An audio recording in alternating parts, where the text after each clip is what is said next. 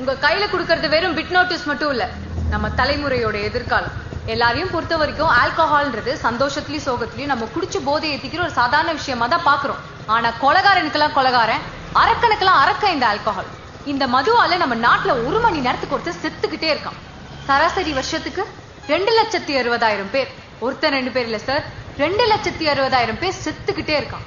20 வருஷத்துக்கு முன்னாடி நம்ம நாட்டுல ஃபர்டிலிட்டி சென்டருடைய எண்ணிக்கையை ஈஸியா வரல் விட்டு எண்ணிடலாம்.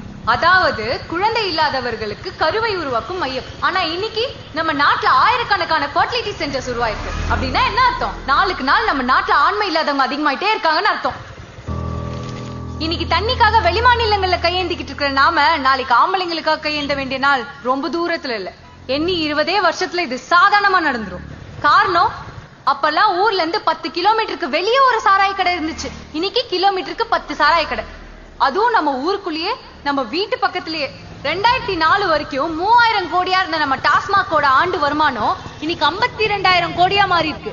அதாவது குடிக்கிறவனோட எண்ணிக்கை 18 மடங்கு அதிகமா இருக்கு. 1000 பேர் குடிச்சிட்டு இருந்த ஊர்ல இன்னைக்கு 18,000 பேர் குடிக்கிறான். அப்பெல்லாம் குடிக்கிறவனை கேவலமா பார்த்தான், இன்னைக்கு குடிக்கலன்னா கேவலமா பாக்குறான்.